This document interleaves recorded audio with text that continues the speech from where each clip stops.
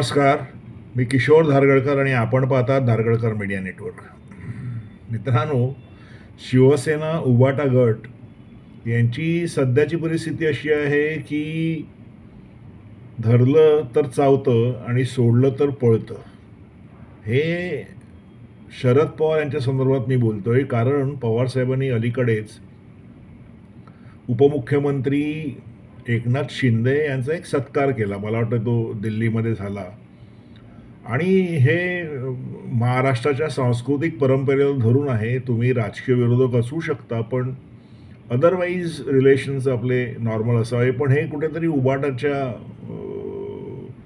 नियमात बसत नाही असं दिसतं, की राजकारणाव्यतिरिक्तही तुमचे चांगले संबंध असू शकतात. विशेषतः शिंदेनी शिवसेना फोडल्यानंतर एवढी कटुता आलेली आहे उबाटामध्ये. त्यांचे नेते आहेत माननीय उद्धव ठाकरे साहेब असतील किंवा संजय राऊत असतील, अंधारे मॅडम असतील, की एक बेसिक जो एक नियम आहे ना, की राजकारणामध्ये अशा गोष्टी होत राहतात. कोण कधी फुटतो, कोणाला जॉईन होतो, कोण कोणाशी हातमिळवणी करतो, हे नॉर्मल आहे. अगदी आपल्याला आठवतही असेल की मागच्या विधानसभेच्या निवडणुकीमध्ये शिवसेना आणि भाजप एकत्र लढलेले. त्याच्यानंतर शिवसेना जी एकसंघ होती त्यावेळी ती NCP आणि काँग्रेसबरोबर गेली. तसेच ह्यावेळी शिंदेनी एक चान्स घेतला आणि ते भाजपबरोबर गेले. तर ठीक आहे, हे राजकारण आहे आणि त्याच्यामध्ये ह्या गोष्टी माफ असतात. पण कुठल्याही परिस्थितीमध्ये उबाटाला माफ करण्याच्या मनस्थितीमध्ये उद्धव ठाकरे साहेब आणि उबाटा आहे असं दिसत नाही.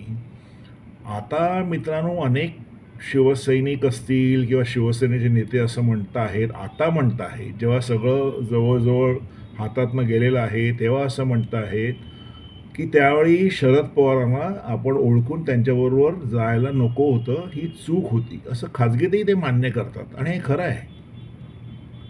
आपण अनेकदा भाऊ तोडसेकर जे ज्येष्ठ पत्रकार आहेत त्यांनी अनेकदा सांगितलं की अनेक पक्ष पवारांच्या मागे लागले आणि ते संपून गेले.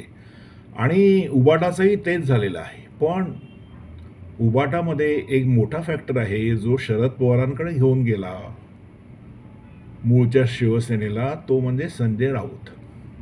आणि संजय राऊत ह्या सगळ्याला कारणीभूत आहे असंही खाजगीमध्ये म्हणा किंवा अदरवाईज सुद्धा नेते मंडळी हे मान्य करतात. आणि संजय राऊतांनी पूर्वीच असं म्हणून ठेवलं आहे की शरद पवार कळायला तुम्हाला 100 जन्म घ्यावे लागतील.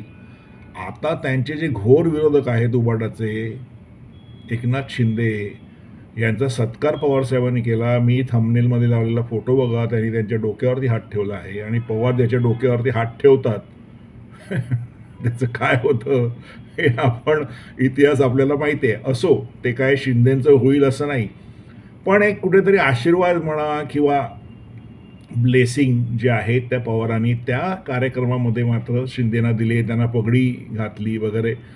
आणि त्याच्यावरनं जो संताप झालेला आहे उबाटा सेनेचा, हा खरं तर नॅचरल आहे.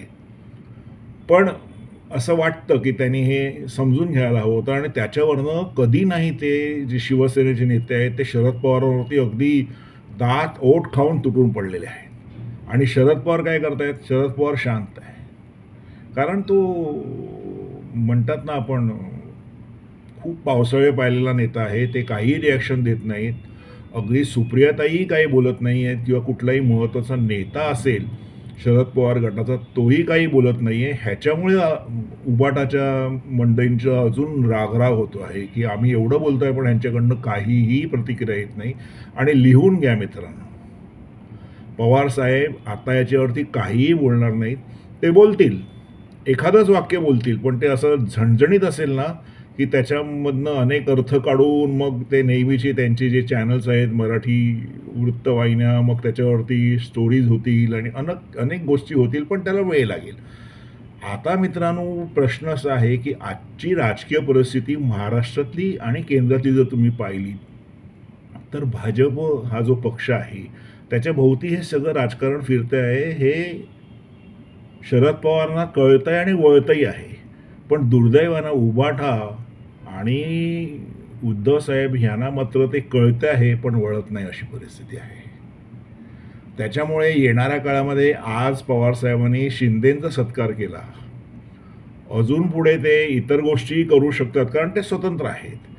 आणि पवारसाहेबांची खासियत आहे की ते असं कोणाचं काही ऐकून वगैरे काही करत नाही. त्यांची एक गणितं असतात आणि त्यानुसार ते चाललेले असतात. तुम्हाला यायचं असेल माझ्याबरोबर या. पण मी मात्र आपल्या गतीने पुढे जाणार आहे. तर त्याच्यामुळे मला असं वाटतं की उबाटा सेनेनी जेव्हा त्यांचे अनेक नेते, अजूनही त्यांची जी प्रमुख नेते मंडळी आहेत, परवाच एक कोकणचे मोठे नेते सोडून शिंदे सेनेमध्ये गेले.